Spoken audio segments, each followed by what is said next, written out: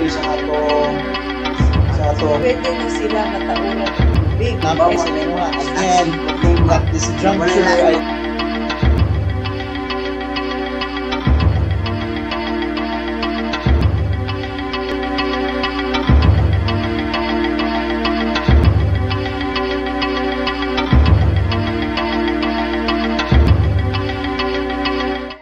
Usa ka mabungahon og maayong adlaw kaninyong tanan, mabuhay ug madayaw gikan sa dakbayan sa Davao. Ug anao sab kita sa line na po na edisyon dinhi sa atong gikahimutangan ang venue ng Royal Mandayawtan na nahimutang sa Fontana Reyes Corner, Palma Hills Street ning siyudad sa Davao sa ika-40 ka edisyon sa atong programang Kapihan sa Kadangpan, sa Kadangpan Digital Media Forum. Ug tungod kay wala tay guest, kami na lang duha ang makauban ninyo. Mao ra gihapon ang inyong mga moderator/host kadang pang Carlo Dolier. Si Tomas Avancenia Jr., ang inyong lingkod na laging nakaupo. Abay tao oy. Pero karon lang ta maka-istorya. So, pwede naman mag-serve og kape kay dili mi makasugod na istorya nga walay kape. Pura buyag. Buyan.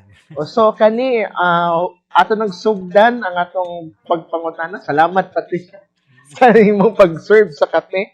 O kani pagsugod nato ang hisgutan na niling bagway lamang kay nahuman lang gyud ang ikaunom nga adlaw sa impeachment trial diha sa Senado, no, kalabutan sa katong mga witness na wa jud ko kasabot kung sa ilahang tumong. With regards unsay kalabutan anang mga witness sa ilang gidala sa impeachment trial ni Vice President Sara Duterte. Pero unsay opinion ani imong observation, Tomas? Ako sa akong observation, no?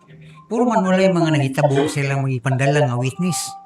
Nabisan ka itong nasumbagan kunuhay ni dating mayor pa si Mayor Sara Duterte. Si Sheriff Abby Andres.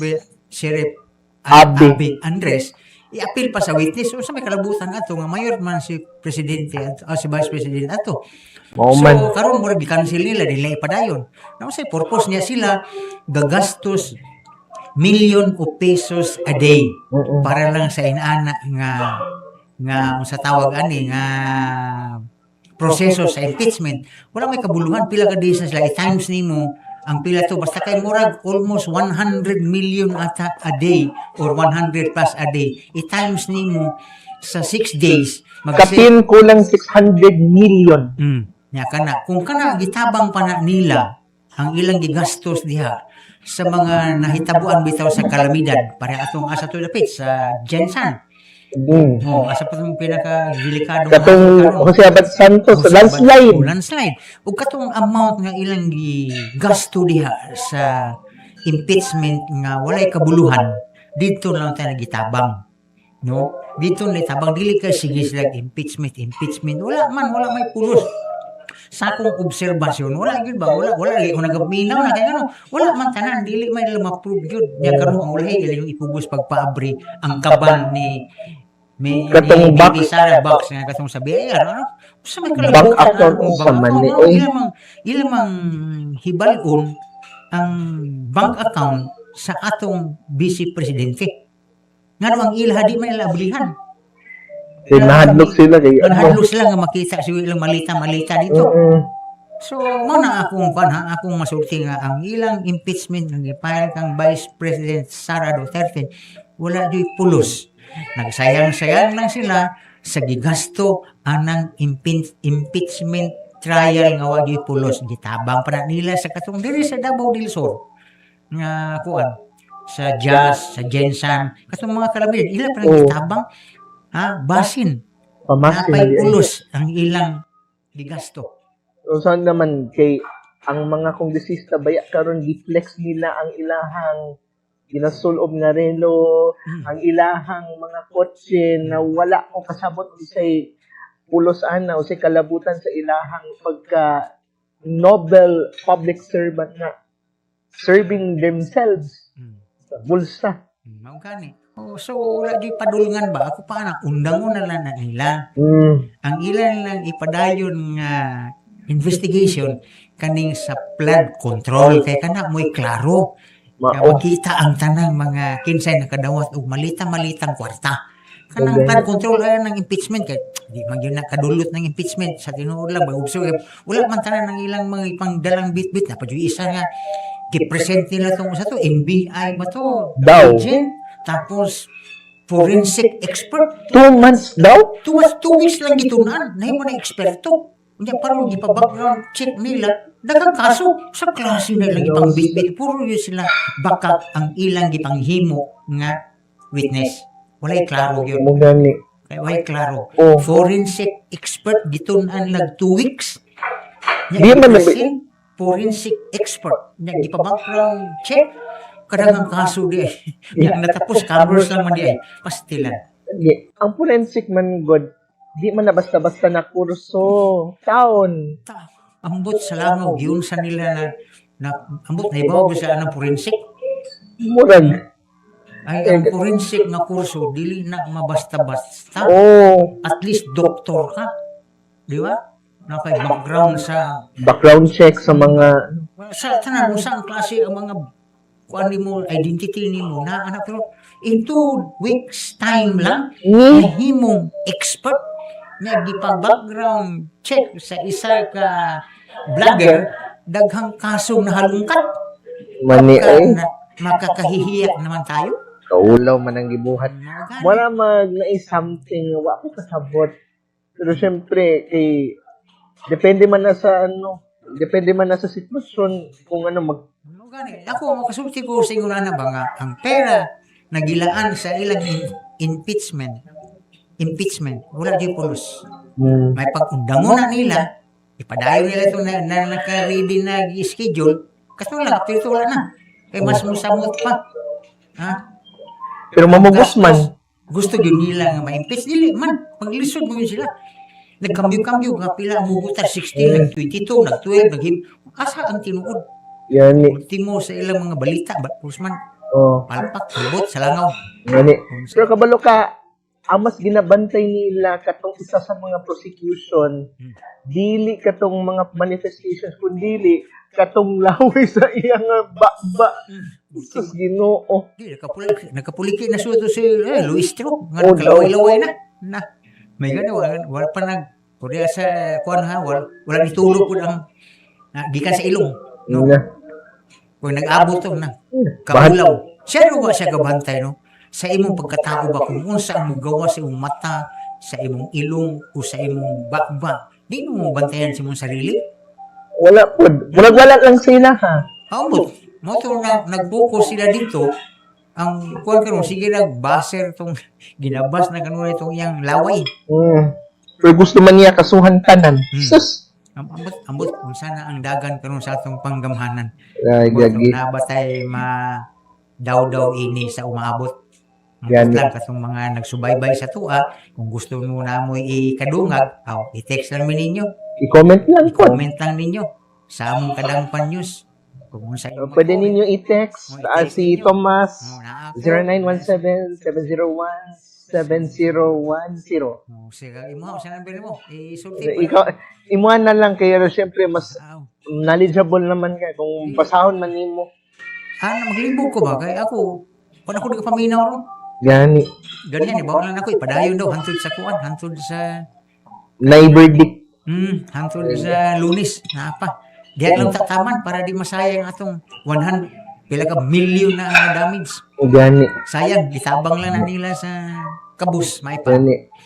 Yes. Lakbit lang ta sa langis kutanan Thomas with regards kay ning nilbayng mga adlaw kabulubaya mo nga katong nahitabong ulan no resulta sa pagbaha. O gapon, pati sa kaadlaw. Grabe Oo, ulan. oo. Usa milabay semana ata. Grabe ang ulan. Grabe. Pero syempre nabutang napod sa spotlight ang atong syudad tungod baha napod. Dili sa Davao City, katong na vlogger na patuo-tuo nga muari daw sa di kasimuto niya ang Davao City. May pagmuulit na sa ato diyan sa magsayang kay ang Davao City disiplinado ang mga tao diri. Then kung ang yang silipon lang diri ang pagbaha, sa mua diri kaniadto pa na. Wala pa na presidente si Tatay Digong. Wala pa na presidente. Mayor pa na siya. Ang baha din niya sa mua.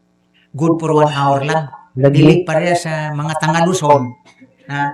Nga ang baha sila, di muhupat for 1 week time. Muna anak kahugaw nila dito. Sa wayo nila ang Davao City. Bila itong vlogger nga isa na punta ako ng Davao, 2,000 gastos ko sa kasi mag-plane ako, ganon. Amuyin lang niya ang bahaw ng Davao. Nako, wag na lang siya. Di ba lang toasted eh? Gutom naman si Tomas kaya siyempre, ang toasted bread na itong ginahula. Naman ng kape. Bitaw. Pero siyempre, naano naman taaning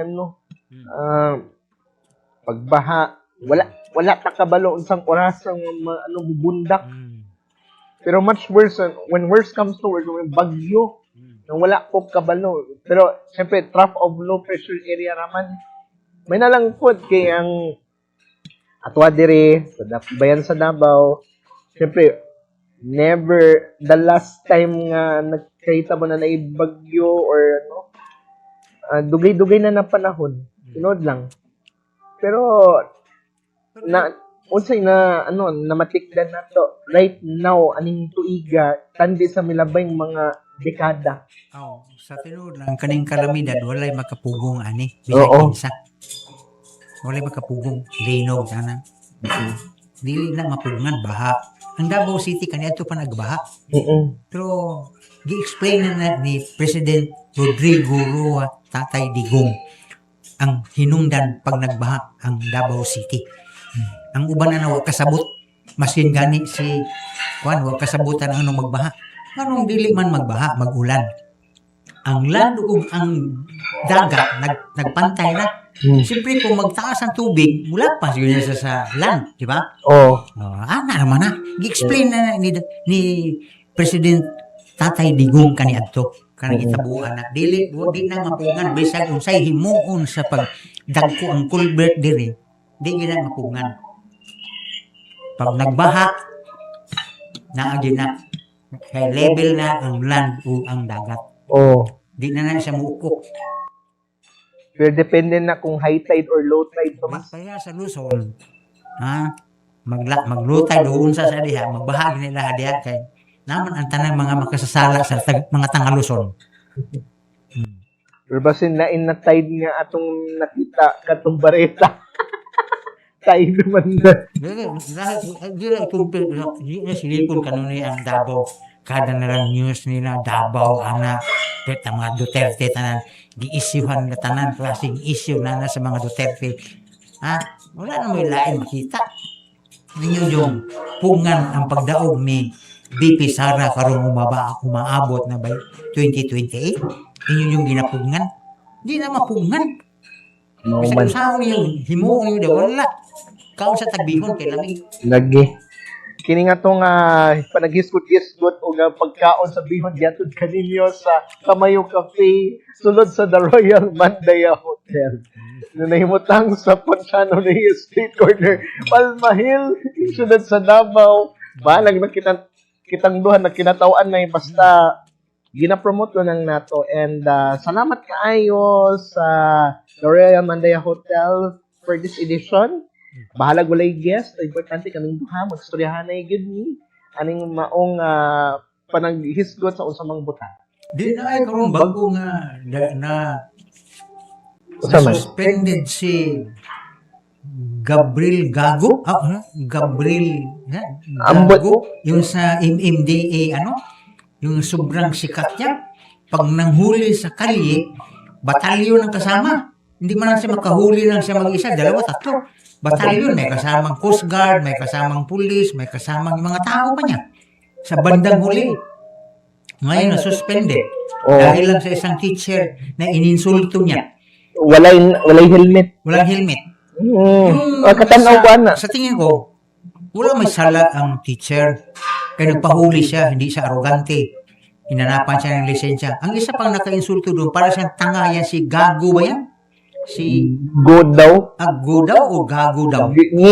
Yan ha. Ang naka-insulto doon, sinabihan siya ng teacher, Ang radyo ko gamit ko sa sa school. Akala ko security guard ka. Oh, yun, ininsulto ang teacher. Yun ang nakasira sa kay Gago. Go. Di, sa totoo lang, ininsulto niya eh. Sinabihan pa niya, akala ko security ka. Yun man. Tapos yung walang mga reklamo yung kung may violation yung teacher, di siya arrogante. Kinuha niya lisensya na, kinuha ng ORCR, hindi man siya nag-arrogante. Lagi. Ang sobrang yabang lang, yan si Gago. Si Go. Sobrang niya. Sa totoo lang ba? Sa nakita ko sa video ngayon, siya man ang ngayon, siya ang pinag-usapan. Yung klase, sobrang niyang yabang. Bakit? Kung hindi ka nag-aaral, wala kang teacher, maging professional ka ba? Go. Oh my God. Ano ka maging professional? Go. Kung walang teacher, go. Lag. Huwag ka magyabang, sobrang yabang mo ngayon. Grounded ka na. Dapat tanggalin ka na. Hindi ka na ibalik. Kaya ang ginawa mo, kay tao ka ni Tory, isa pa din yung Tory na yun, tao ka niya, ginaya mo, iba yung kay Tory, iba yung sayo. Sobra ka, sobra. Tama, mali yung dapat na-suspend ka, tapos after dyan, dapat matanggal ka. Sobrang yabang mo. Yan ang masabi ko. Yan na ng opinion ang ako, walay kalabutan aning mga network o bitaw kay mga ilang kong dispensa daan kay ang iyahang kay siyempre yan man ang opinion bugso ng damdamin kumbaga iyahang Di sa mga nakita ko talaga mali. Hindi tama. Pag mahuli ka, huli ka. Okay. May isa beses may sinabi na hinuli siya. Doktor ba yun? Daw. Sabi niya, anong kaso mo sa beating the red light ka? Buksan mo ang libro ng traffic and rules. May beating the red light ba na batas? Ikaw go. Marunong ka man. Buksan mo daw kung may beating the red light ba? Ang rules and regulations sa traffic. Tingnan mo daw kung mayroon. Wala. Ang nakalagay doon, passing through red light. Hindi beating the red light. Gikulatan nimo ang pula nga ilaw sa traffic. Yun alamin mo, go. Translation. Walang batas na beating the red light. Buksan mong libro.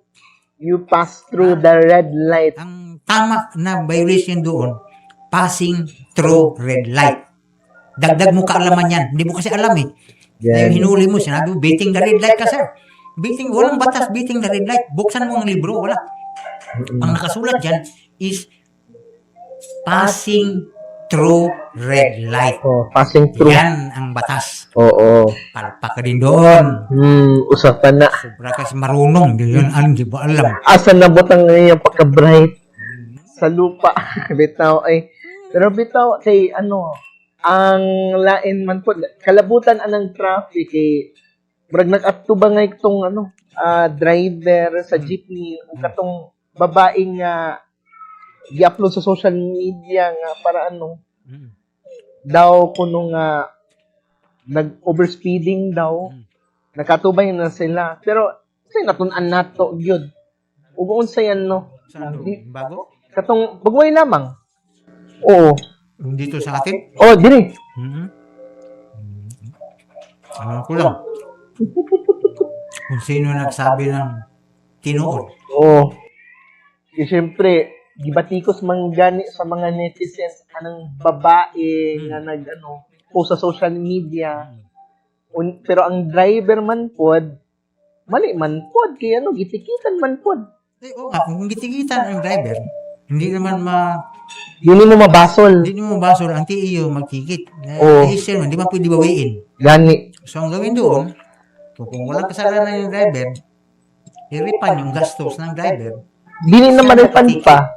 Hindi, bayaran na yung nagastos ng driver, yung ibig ko sabihin. Nagastos ang driver ng 2,000 ba yun sa citation ticket, bayaran na ng complaint. Hindi man yan approve na mabilis, maingay naman ng makina. Sino makapatakbo ng overspeeding? May limit man tayo dito. Sige daw. Daming problema. Kadaming problema magdungag pa magreklamo pa kay ako commuter man ko wala akong magreklamo ang ako lang reklamo ko kasi akong kaunon hindi ka nasunod bitaw kamo mga pasahero ha, regardless kung atubangan man o sa passenger sa likod, ilang ka magpataka, no? Kay lain na kaayo anong sitwasyon. Abi sa babae ba, sikat na kayo siya ba? Overacting ra ba? Medyo na exaggerate ra siya. Nood lang. Pero Hilak-hilak pa. Dapat ipadala na yun kay kinsa Charo Santos, MMK. o si Meltiang ko na lang magpakailan pa man. Ay, magpakailan man di ay. Ay, nako. Bitaw kay na problema ra to. Ano sa kasabot? Mm, No?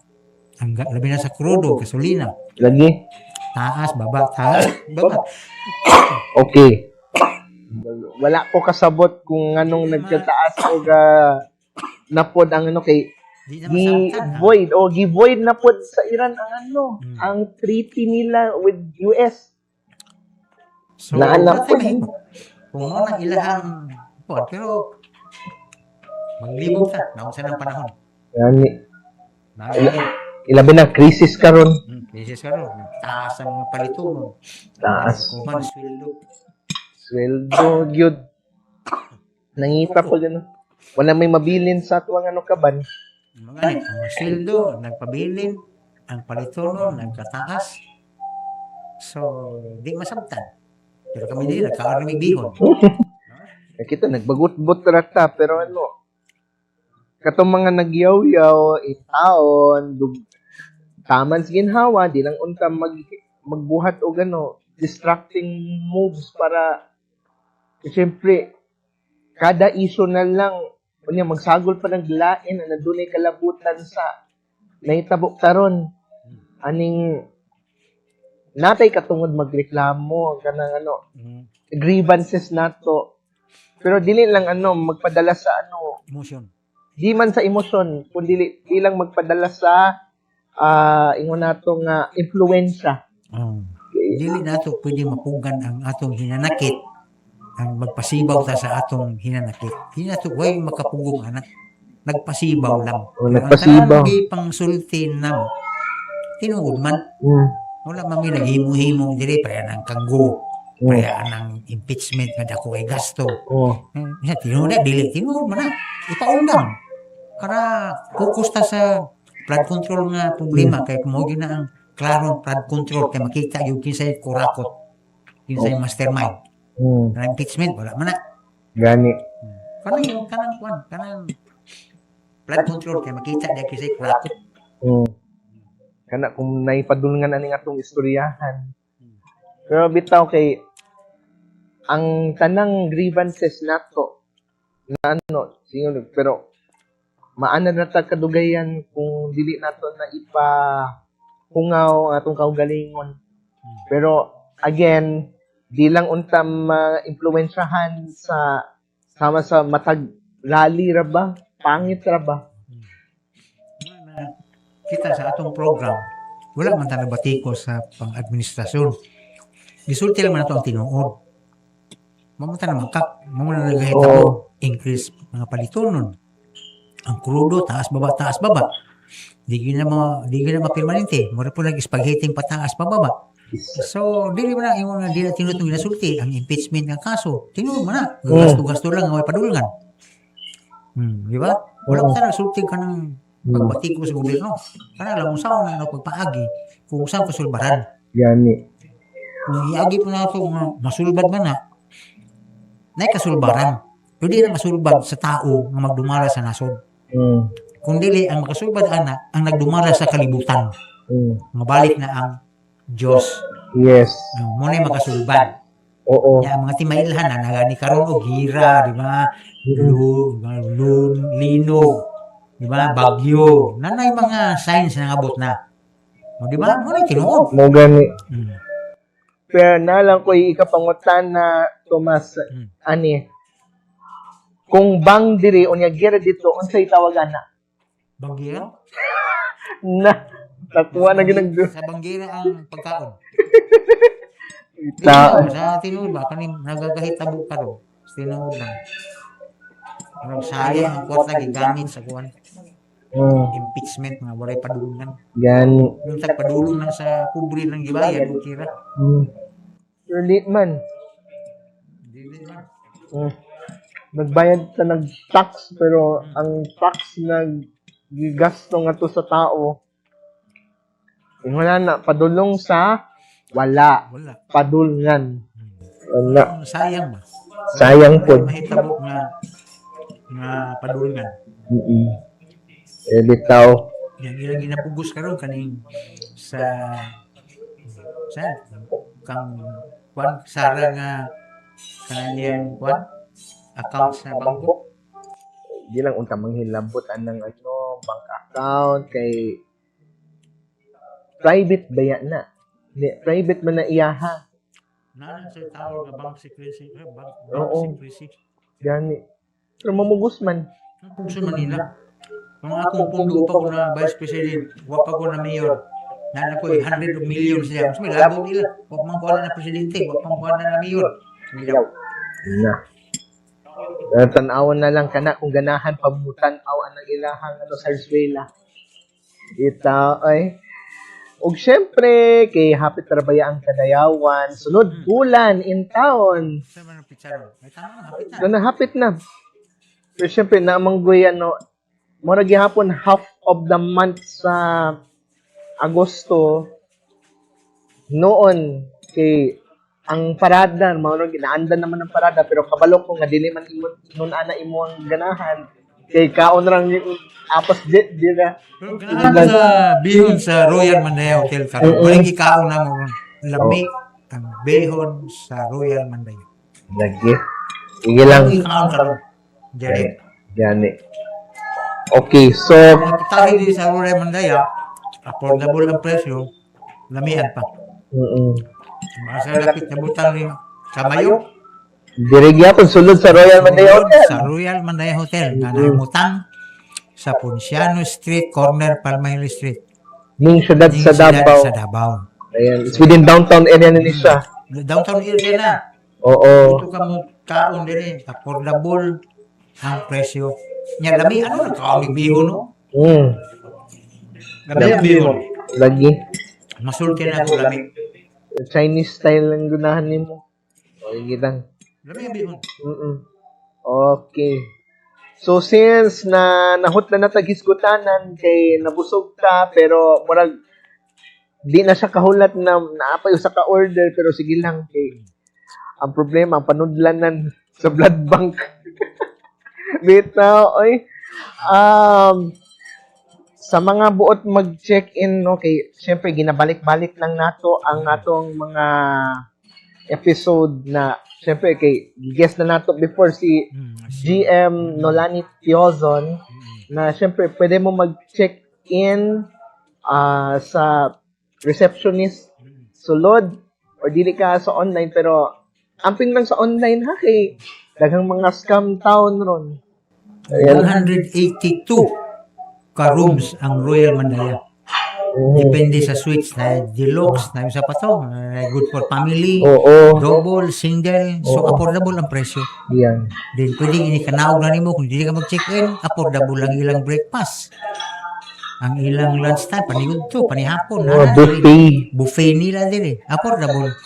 So, when you are in Davao City, this is the Royal Mandaya Hotel. Along Ponciano Reyes Street, corner Palma Hill Street, syudad sa Davao. Ang landmark at bangka na sa UM Multitest Building ug napod ang landmark na within downtown pero naman po eskwelahan Kapitan Tomas Monteverde Senior Elementary School. Nasa likod sa First Congressional Office. Sa likod, oo. So, diha ninyo ma-locate ang The Royal Mandaya Hotel. Kaya natiwas na mga bihon lami kayo. Lagi? Lami ang ilang mga putahe dire. Dili ka makayong naway, lami. Lami ang putahe dire. Oo. Kaya halos kami ni Don Carlo Dolier. Hoy! Dili mi magpamahaw, usay dili mi maniudto. Tungkol sa kalami sa ilhang pagkaon. Nailhan na gumi diri sa mga empleyado. May suki na may diri. Kaya kada order namo.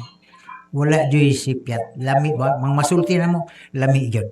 Oh. Halos dili mo mamahaw para sa karon no, namahaw mi diri. Nya maabtan pamiron diri og kanang udto-udto na, di na paniudto. So ana lang. Ang among trabaho ni Don Carlo Dulio. John na po.